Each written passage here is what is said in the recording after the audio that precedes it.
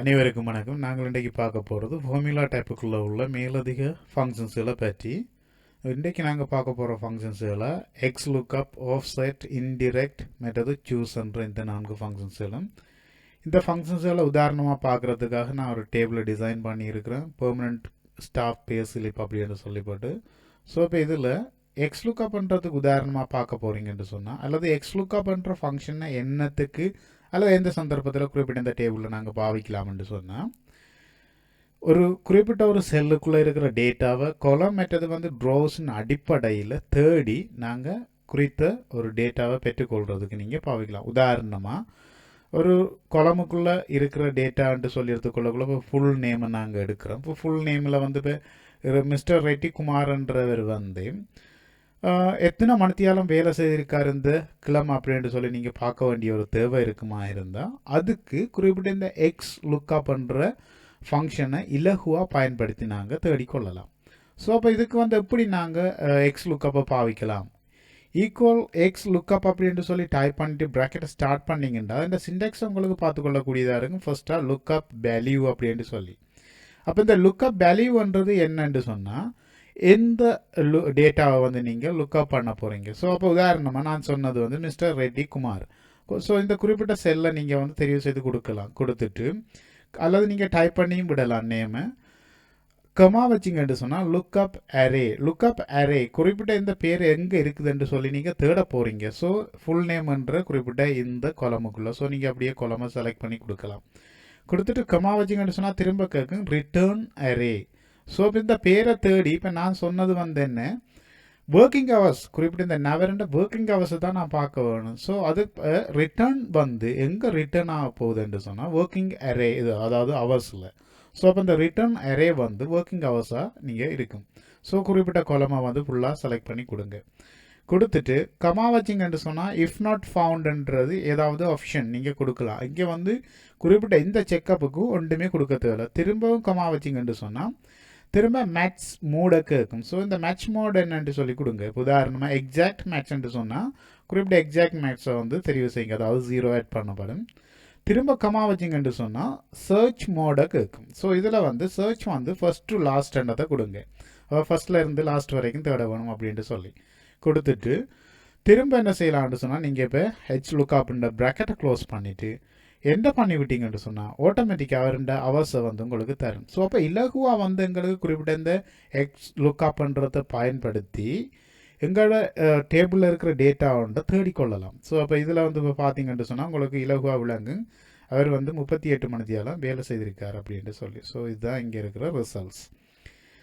Okay, அடுத்த நாங்கள் இன்னும் ஒரு ஃபங்க்ஷனை பார்ப்போம், ஆஃப்செட். இந்த ஆஃப்செட்ன்ற ஃபங்க்ஷன் என்னதுக்கு பயன்படுத்தலாம் அப்படின்ட்டு சொன்னால், இப்போ குறிப்பிட்ட ஒரு இடத்துல இருந்து கொண்டு நாங்கள் ஒரு காலம்ஸ் மற்றது ட்ரோஸின் அடிப்படையில் செல்லை மூவ் பண்ணி பார்க்கலாம். நாங்கள் அதாவது செல்லை மூவ் பண்ணி டேட்டா தேடலாம். ஸோ அவ்வாறு நீங்கள் ஒரு தேவை இருக்குமாக இருந்தால் அதுக்கு நீங்கள் என்ன செய்யலாம்னு சொன்னால் ஆஃப்செட்ன்ற ஃபங்க்ஷனை பாவிக்கலாம்.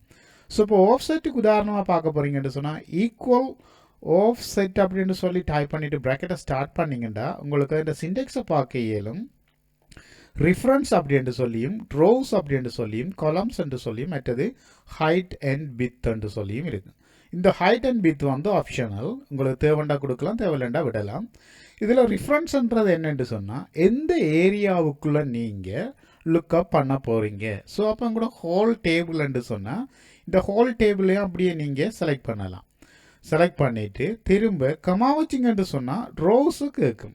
ஸோ எத்தனையாவது ட்ரோஸில் குறிப்பிட்ட தெரிவு செய்யப்பட்ட ஏரியாவில் இருந்து நீங்கள் லுக்கப் பண்ண போகிறீங்க. அப்போ ட்ரோஸ் நம்பர்ஸை கொடுங்க. இங்கே ட்ரோஸ் உதாரணத்துக்கு நான் கொடுக்குறோம் 5வது நம்பர்லன்னு சொல்லி.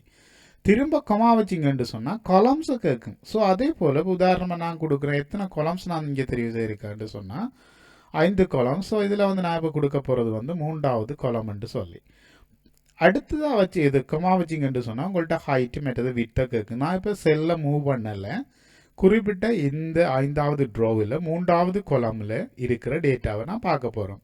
அப்போ செல்லை இப்போ மூவ் பண்ண போகிறீங்கன்னா கமா வச்சு இப்போ 1 மற்றது கமா வச்சு 2 கொடுக்கலாம். இப்போ நான் 1 சொல்லியும் கொடுக்கலாம். அதே இடத்துல மூவ் பண்ணாமல் நான் பார்க்குறதுக்காக செல்லை மூவ் பண்ணலை, குறிப்பிட்ட இடத்திலே வைத்திருக்கிறோம். ஸோ இப்போ ப்ராக்கெட்டை க்ளோஸ் பண்ணிவிட்டு என்ன பண்ணி விட்டீங்கன்னு சொன்னால் உங்களுக்கு இதுன்ற ரிசல்ட்ஸை தரும். ஸோ இந்த ரிசல்ட்ஸ் வந்து இப்போ உதாரணமாக நீங்கள் எதிர்பார்த்ததா என்று சொல்லி கேட்டிங்கன்னா உண்மையாகவே இல்லை. அதாவது 41 என்று சொல்லி தந்திருக்கு, இங்கே ஒர்க்கிங் ஹவர்ஸை தந்திருக்கு. அப்போ நீங்கள் தெரிவு செய்த காலம்ஸின் அடிப்படையில் முதலாவது காலம் மற்றது மூன்றாவது காலமுக்குரிய 5வது ட்ரோஸின் டேட்டா தான் தந்திருக்கு. ஆனால் 4வது காலமுக்குரியதாக தந்திருக்குது.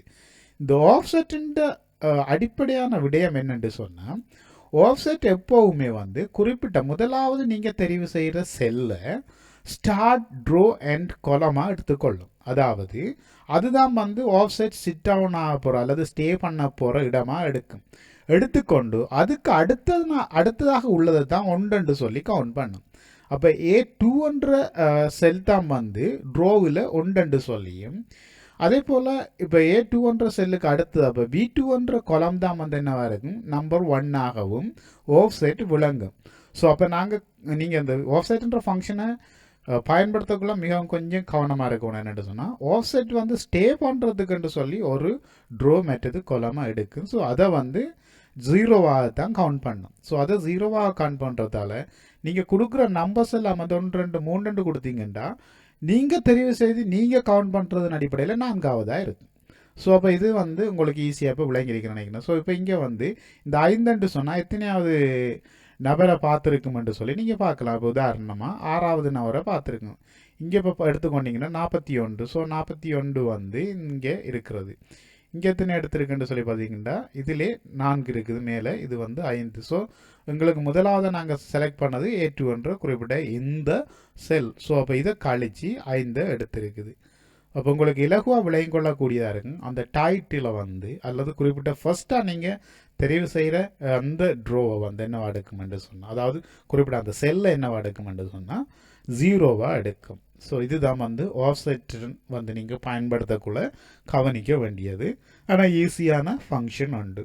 இப்போ இதில் நாங்கள் ஏற்கனவே பார்த்த ஃபங்க்ஷன்ஸ் எல்லாம் பயன்படுத்தி ட்ரோவையோ அல்லது கொலமையோன்னு நீங்கள் வந்து சூஸ் பண்ணி கொடுக்கலாம் நம்பரை டைப் பண்ணாமல். உதாரணமாக மேட்ஸை பயன்படுத்தி குறிப்பிட்ட ஒரு நபரை தேடி கொடுக்கலாம், அல்லது மேட்ச்ன்ற ஃபங்க்ஷனை பயன்படுத்தி வேறு ஒரு மார்க்ஸை தேடி கொடுக்கலாம். இப்படி நீங்கள் எக்ஸசைஸை செய்து பார்க்கலாம். இது சம்மந்தமாக ஏதாவது கேள்விகள் இருந்தால் நீங்கள் இந்த யூடியூப் சேனலில் வந்து நீங்கள் கேள்விகளை குறிப்பிட்ட கமெண்ட் செக்ஷனோட கேட்கலாம்.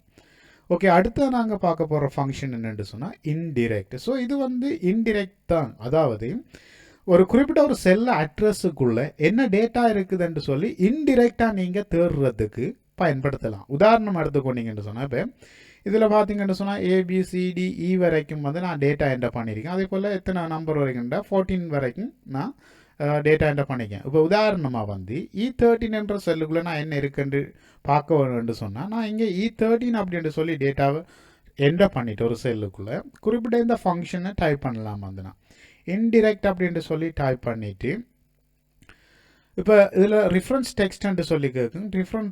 ரிஃபரன்ஸ் டெக்ஸ்ட்டை வந்து கொடுத்துட்டு அங்கே ஆப்ஷனல் A1 இருக்குது. நீங்கள் கொடுக்கறதுல ப்ராக்கெட்டை அதாவது க்ளோஸ் பண்ணிவிட்டு என்ன பண்ணிங்கன்னா உங்களுக்கு என்ன இருக்குது அப்படின்ட்டு சொல்லி தரும். ஸோ இங்கே வந்து பார்த்தீங்கன்னு சொன்னால் குறிப்பிட்ட இந்த E13 என்ற செல்லுக்குள்ளே இருக்கிறது வந்து 1752. ஸோ குறிப்பிட்ட இந்த டேட்டாவை தந்துருக்குது உங்களுக்கு. இப்படி இன்டிரெக்டாக வந்து அதாவது குறிப்பிட்ட ஒரு செல் அட்ரஸை கொடுத்து நாங்கள் அந்த செல் அட்ரஸுக்குள்ளே என்ன டேட்டா இருக்குதுன்னு சொல்லி நாங்கள் இன்டிரெக்டாக சர்ச் பண்ணுறதுக்கு இன்டிரெக்ட்ன்ற ஃபங்க்ஷனை பாவிக்கலாம். அடுத்ததாக வந்து சூஸ் வந்து ஒரு பெரிய இம்பார்ட்டன்ட் இல்லைன்னு சொன்னாலும் ஆனால் முக்கியமான ஒரு ஃபங்க்ஷன்ட்டு நான் சொல்லுவேன். என்னென்று சொன்னால் சூஸை பயன்படுத்தினாங்க நிறைய நல்ல விஷயங்களுக்கு பயன்படுத்தலாம், அதாவது லுக்அப்ஸுக்கு பயன்படுத்தலாம். இப்போ சூஸ்ன்றதை வந்து என்னத்துக்கு பாவிக்கலாம் என்று சொல்லி எடுத்துக்கொண்டீங்கன்னா உதாரணமாக ஏதாவது ஒரு டேட்டாவை வந்து நீங்கள் குறிப்பிட்ட ஒரு செக்ஷனுக்குள்ளே அல்லது குறிப்பிட்ட ஒரு கொலமின் அடிப்படையில் வந்து நீங்கள் தேட போகிறீங்கன்னு சொன்னால் அதுக்கு பாவிக்கலாம். இப்போ உதாரணம் எடுத்துக்கொண்டீங்கன்னா இங்கே வந்து 5 கொலமுக்குள்ள நான் டேட்டா என்டர் பண்ணியிருக்கேன். ஒர்க்கிங் ஹவர்ஸ் அவ்வளவு வந்து நீங்கள் ஒரு இடத்துல எடுக்க வேணும் அப்படின்ட்டு சொன்னால் அதுக்கு குறிப்பிட்ட இந்த சூஸை பயன்படுத்தலாம். இப்போ உதாரணமாக உங்களுக்கு இந்த கொலமுக்குள்ளே வந்து இப்போ ஒர்க்கிங் ஹவர்ஸ் தேவைன்னு சொல்லி போட்டு உதாரணத்துக்கு நீங்கள் ஒர்க்கிங் ஹவர்ஸ் அப்படின்ட்டு சொல்லி ஒரு டைட்டில் எடுத்துகிட்டு கீழே என்ன போகிறீங்கன்னு சொன்னால் அந்த ஒர்க்கிங் ஹவர்ஸ் எல்லாத்தையும் வந்து இங்கே எடுக்க போகிறீங்கன்னா ஈக்குவல் சூஸ் அப்படின்ட்டு சொல்லி டைப் பண்ணிவிட்டு ப்ராக்கெட்டை ஸ்டார்ட் பண்ணிங்கன்னா உங்கள்கிட்ட முதலாவதாக கேட்கும் இண்டெக்ஸ் நம்பர் அப்படின்ட்டு சொல்லி. ஸோ ஒர்க்கிங் ஹவர்ஸ் வந்து இப்போ உதாரணமாக நீங்கள் ஒவ்வொரு செக்ஷனாக தெரிவு செய்து கொடுக்கலாம். உதாரணத்துக்கு இதில் ஒர்க்கிங் ஹவர்ஸ் 4வது இடத்துல இருக்குன்னு சொன்னால் கொலமை 4 சொல்லி கொடுங்க. கமா வச்சிங்கன்னு சொன்னால் இங்கே வந்து வேல்யூவை வைஸாக நீங்கள் கொலமை செலக்ட் பண்ணி கொடுக்கலாம். இப்போ வேல்யூஸ் 1 வந்து உதாரணத்துக்கு நான் சொல்கிறேன் வந்து ஸ்டாஃப் ஐடி அப்படின்னு சொல்லி, ரைட், உதாரணத்துக்கு ஸ்டாஃப் ஐடி அப்படின்னு சொல்லி நான் இங்கே கொடுக்குறேன். கமா வச்சேன்னு சொன்னால் 2வது வேல்யூவாக கொடுக்குறேன் வந்து ஃபுல் நேம் அப்படின்னு சொல்லி. 3வது வேல்யூவாக கொடுக்குறேன் நான் வந்து இப்போ உதாரணத்துக்கு பொசிஷன்ஸை கொடுக்குறோம். அதே போல் 4வதாக கொடுக்க போகிறது தான் வந்து ஒர்க்கிங் ஹவர்ஸ். அடுத்ததாக 5வதாக கொடுக்க போகிறது வந்து உதாரணத்துக்கு salary. ஸோ இங்கே வந்து இப்போ நான் கொடுத்துட்டு ப்ராக்கெட்டை க்ளோஸ் பண்ணி என்ன பண்ணி விட்டேன்ட்டா நான் எதை கேட்டனோ அதை எனக்கு இங்கே தரும். அதாவது நான் கேட்டது வந்து நம்பர் 4. இப்போ இந்த நம்பர் 4ன்றதுக்கு பதிலாக உதாரணமாக நீங்கள் இன்னும் ஒன்றை செய்து பார்க்கலாம். இங்கே வந்து ஹெடிங்கை வந்துடுங்க ஃபைண்ட் டேட்டா அப்படின்ட்டு சொல்லி, ஃபைண்ட் டேட்டா அப்படின்ட்டு சொல்லி எடுத்துட்டு உதாரணத்துக்கு நீங்கள் என்ன செய்யுங்கன்னு சொன்னால் இங்கே வந்து இண்டெக்ஸ் அப்படின்ட்டு சொல்லி ஒரு ஃபீல்டு எடுத்துட்டு குறிப்பிட்ட இந்த இண்டெக்ஸ் ஃபீல்டுக்குள்ளே எந்த நம்பர்ஸை டைப் பண்ணுறீங்களோ 5 கொலம்லையும் 5க்கு உட்பட்ட 1-5 எந்த நம்பரை டைப் பண்ணுறீங்களோ அந்த கொலமுக்குள்ளே இருக்கிற டேட்டாவை இந்த ஃபைண்ட் டேட்டான்ற ஃபீல்டுக்குள்ளே தர வேணும். அப்போ நீங்கள் என்ன செய்யலாம்னு சொன்னால் குறிப்பிட்ட எந்த செல்லை வந்து அதாவது நம்பர் 4ன்ற செல்லை அழிச்சிட்டு குறிப்பிட்ட இந்த செல் அட்ரஸை கொடுத்துட்டு இப்போ நீங்கள் என்ன பண்ணிவிட்டு குறிப்பிட்ட இதுக்குள்ளே வந்து உங்களுக்கு என்ன டேட்டா தேவையோ உதாரணமாக முதலாவது அது 2வது கொலமுக்குரிய டேட்டா தேவைன்னா 2 சொல்லி டைப் பண்ணிங்கன்னா இங்கே உங்களுக்கு ஃபுல் நேமாக தரும். ஸோ அப்போ உங்களுக்கு இங்கே ஈஸியாக விளையும் கொள்ளக்கூடிய இருக்கு. ஃபுல் நேம் வந்து எத்தனை இருக்குதோ அத்தனை அப்படியே உங்களுக்கு குறிப்பிட்ட இந்த ஃபைண்ட் டேட்டான்ற கொலமுக்குள்ளே தரும். அதே போல் இப்போ உங்களுக்கு வந்து ஒர்க்கிங் ஹவர்ஸ் தேவைன்னு சொன்னால் ஒர்க்கிங் ஹவர்ஸ் எத்தனாவது கொலம்னு சொன்னால் 4 சொல்லி கொடுத்துட்டு என்ன பண்ணிக்கிட்டே இங்கே உங்களுக்கு ஒர்க்கிங் ஹவர்ஸை தரும். ஸோ இப்படியும் வந்து இந்த சூஸ்ன்ற ஃபங்க்ஷன் நல்ல விஷயங்களுக்கு பாவிக்கலாம். ஓகே, அடுத்து நாங்கள் இன்னும் ஒரு எக்ஸசைஸை பார்ப்போம். உதாரணமாக இந்த சூஸ்ன்ற ஃபங்க்ஷனை வந்து நாங்கள் எவ்வாறு இன்னும் ஒரு யூஸ்ஃபுல்லான தேவைக்கு பயன்படுத்தலாம்னு சொல்லி, உதாரணமாக எனக்கு ஒரு தேவை இருக்குது. உதாரணமாக என்கிட்ட மேனேஜர் கேட்குறாரு குறிப்பிட்ட இந்த salary லிஸ்ட்டில் ஆகக்கூடிய salary 3 அதாவது முதல் 3 பேரையும் வந்து நான் பார்க்க வேணும் ஒவ்வொன்றா என்று சொல்லி. ஸோ அப்போ அந்த ஆகக்கூடிய salary முதல் 3ஐயும் எவ்வளவு பே பண்ணப்படுது என்று சொல்லி பார்க்க போகிறாருன்னு சொன்னால் எனக்கு இப்போ அதுக்கான ஃபீல்டை தராங்க. இப்படி உதாரணமாக ஃபர்ஸ்ட் ஃபீல்டு தரப்படுது எனக்கு வந்து செக் அப்படின்ட்டு சொல்லியும், 2வது ஃபீல்டு தரப்படுது எனக்கு உதாரணத்துக்கு வந்து டாப் 3 பேஸ் அப்படின்ட்டு சொல்லி எடுத்துக்கொண்டோம்னு சொன்னால் இப்போ உதாரணமாக நான் அந்த ஃபீல்டுகளை எடுத்துட்டு ஸோ இப்போ எனக்கு வந்து இப்போ இங்கே தரப்பட்டிருக்கிற குறிப்பிட்ட இந்த கண்டிஷன்ஸின் அடிப்படையில் நான் எப்படி இப்போ இங்கே ஃபங்க்ஷனை எழுதலாம். உதாரணமாக நாங்கள் ஏற்கனவே பார்த்துருக்கேன் சூஸை வந்து இப்படியெல்லாம் பாவிக்கலாமன்ட்டு. ஸோ நான் இதுக்கு வந்து பாவிக்க போகிறது சூஸ் மெத்தது இன்னும் ஒரு ஃபங்க்ஷன். ஸோ இதுக்குள்ளே வந்து இப்போ நான் சூஸை பயன்படுத்தி எப்படி குறிப்பிட்ட இந்த செக்கப்புக்கு வந்து ஃபங்க்ஷன் எழுதலாம். ஈக்குவல் சூஸ் அப்படின்னு சொல்லி டைப் பண்ணிவிட்டு ப்ராக்கெட்டை ஸ்டார்ட் பண்ணிங்கன்னு சொன்னால் ஆட்டோமேட்டிக்காக உங்களுக்கு தெரியும் இண்டெக்ஸ் நம்பர் கேட்கும். ஸோ நாம் வந்து இண்டெக்ஸ் அவர் டைப் பண்ண போகிற இடமாக வந்து குறிப்பிட்ட இந்த செல் அட்ரஸை கொடுக்குறோம். ஸோ கமா வச்சோம்னு சொன்னால் அடுத்தது வேல்யூ 1 சொல்லி கேட்கும். ஸோ வேல்யூ 1 வந்து என்ன எந்த கொலமுக்குள்ளே நீங்கள் இப்போ குறிப்பிட்ட இந்த சூஸ் அதாவது குறிப்பிட்ட இந்த செல்லுக்குள்ளே என்டர் பண்ணப்படுற டேட்டாவை வந்து நீங்கள் தேட போகிறீங்க. ஸோ அப்போ நீங்கள் இப்போ என்ன செய்ய வேணும்னு சொன்னால் வேல்யூ 1ல் வந்து லார்ஜை ஃபைண்ட் பண்ணி அதாவது டாப் 3ல் அதாவது டாப் 1 வந்து நீங்கள் ஃபைண்ட் பண்ணி கொடுக்க வேணும். அப்போ இதுக்குள்ளே வந்து முதலாவதாக நீங்கள் இந்த வேல்யூ 1ன்றதுக்குள்ளே கொடுக்குறத இந்த குறிப்பிட்ட சூஸ்ன்ற ஃபங்க்ஷன் என்னென்று விளங்குமெண்டா கொலம் 1 சொல்லி விளங்கும். அப்போ 2வது வேல்யூக்குள்ளே கொடுக்குறத கொலம் 2 சொல்லி தான் விளங்கும். அப்போ நாங்கள் இப்போ முதலாவதுக்குள்ளே நான் என்ன செய்ய போகிறோன்னு சொன்னால் லார்ஜ்ன்ற ஃபங்க்ஷனை பாவிக்க போகிறோம். ஸோ இந்த லார்ஜ்ன்ற ஃபங்க்ஷனை பாவிச்சு அந்த லார்ஜுக்குரிய சின்டாக்ஸ் அரே மற்றது கீப் கே இருக்குது. ஸோ அரேயாக வந்து நான் கொடுக்குறது என்ன salary குறிப்பிட்ட அந்த முழு கொலமும் கொடுத்துட்டு கமா வச்சேன்னு சொன்னால் கீப்பை கேட்கும். கீப் வந்து என்ன லாஜிக்கு நாங்கள் ஏற்கனவே ப்ரீவியஸ் டியூட்டோரியலை பார்த்துருந்தீங்கன்னா விளங்கி இருக்கும். அதாவது இப்போ டாப்பில் இருந்து எத்தனையாவது இடத்துல இருக்கிற வேல்யூஸை நீங்கள் இப்போ பெற்றுக்கொள்ள போகிறீங்க அல்லது தேடி பார்க்க போகிறீங்கன்னு சொல்லி. ஸோ அப்போ இந்த லார்ஜ் வந்து இப்போ எனக்கு தேவை வந்து என்ன முதலாவது அப்போ நான் டாப்பை தான் எடுக்கிறேன் ஆகக்கூடியதை மட்டும். ஸோ இப்போ இது இந்த லார்ஜ் ப்ராக்கெட்டை க்ளோஸ் பண்ணிவிட்டு கமா வச்சேன்னு சொன்னால் திரும்ப சூஸ் வேல்யூ 2. ஸோ வேல்யூ 2க்கும் வந்து நான் என்ன செய்ய போகிறோம், லார்ஜ்ன்ற ஃபங்க்ஷனையே பாவிக்க போகிறோம். அப்போ லார்ஜ்ன்ற ஃபங்க்ஷனை நான் இங்கே பாவிச்சுட்டு திரும்ப அதுக்கும் உரிய அறையாக வந்து என்ன கொடுக்குறேன்னு சொன்னால் குறிப்பிட்ட சாலரிக்குள்ளதான் வந்து நான் வேல்யூவை தேடப்படும். அப்போ குறிப்பிட்ட முதலாவதுன்னு சொல்லி டைப் பண்ணுறாங்களுக்கு டப்பை எனக்கு தர வேணும். இங்கே திரும்ப இதுக்குள்ளே கமா வச்சுட்டு சொன்ன லாஜிக்குள்ளே ரெண்டாவதுன்னு சொல்லி டைப் பண்ணால் என்ன செய்யணும், எனக்கு ரெண்டாவது டாப், அதாவது ரெண்டாவது பெரிய வேல்யூஸை தரணும் குறிப்பிட்ட இந்த ஏரியாவுக்குள்ளே. ஸோ நான் இங்கே செகண்டை கொடுக்குறேன். கொடுத்துட்டு லார்ஜை இங்கேயும் க்ளோஸ் பண்ணி திரும்ப கமா வச்சுட்டு சொன்னால் வேல்யூ 3. ஸோ வேல்யூ 3யை வந்து என்ன செய்ய போகிறேன், திரும்ப அதுக்குள்ளே நான் லார்ஜ் தான் பயன்படுத்த போகிறோம். அப்போ லார்ஜை பயன்படுத்தி இப்போ என்ன செய்ய போகிறோம், இது இந்த அறையாக வந்து குறிப்பிட்ட salary என்ற ஃபீல்டையே கொடுக்குறோம்.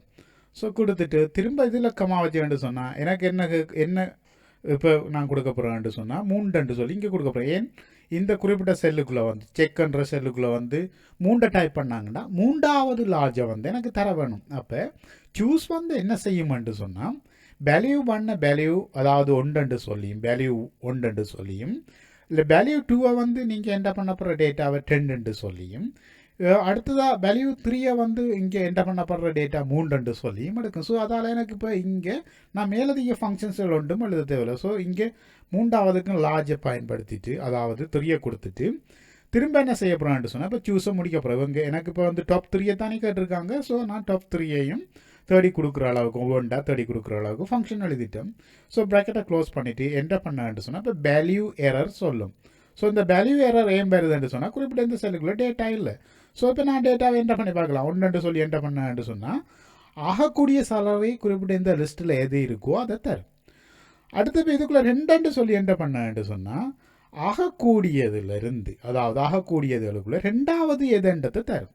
இப்போ 3 சொல்லி என்ன பண்ணான்னு சொன்னால் ஆகக்கூடியதுக்குள்ளே 3வது எதுன்னு சொல்லி தரும். ஸோ இப்படி நாங்கள் குறிப்பிட்ட இந்த ஃபங்க்ஷனை எழுதி எங்களுக்கு எங்களோட தேவைகளை வந்து நாங்கள் நிறைவேற்றி கொள்ளலாம். அப்போ உங்களுக்கு இப்போ கொஞ்சம் டைனமிக்காக திங்க் பண்ணிங்கன்னு சொன்னால் இந்த ஃபங்க்ஷன்ஸில் எப்படி வேலை செய்து உங்களோட தேவையை இலகுவாக எப்படி நிறைவேற்றலாமன்றதும் விளங்கி கொள்ளக்கூடியதாக இருக்கும். ஓகே, இதே போல் உங்களுக்கு ஏதாவது கேள்விகள் குறிப்பிட்ட இந்த டியூட்டோரியல்லையோ அல்லது இதுக்கு முதல் வெளியிட்ட வீடியோக்கள்லேயே இருக்குமாக இருந்தால் குறிப்பிட்ட இந்த டீச்சர்ஸ் என்ற யூடியூப் சேனலை சப்ஸ்கிரைப் பண்ணிவிட்டு அதில் காணப்படுற பெல் பட்டனையும் அழுத்தி விட்டீங்கன்னு சொன்னால் உங்களுக்கு எதிர்வரும் காலங்களில் நாம் வெளியிடுற வீடியோக்களெல்லாம் நோட்டிஃபிகேஷனாக வந்து சேரும். ஸோ அப்போ நீங்கள் இலகுவாக பார்த்துக்கொள்ளக்கூடியதாக இருக்கும். இந்த வீடியோ பார்த்தமைக்கு நன்றி. தேங்க்யூ.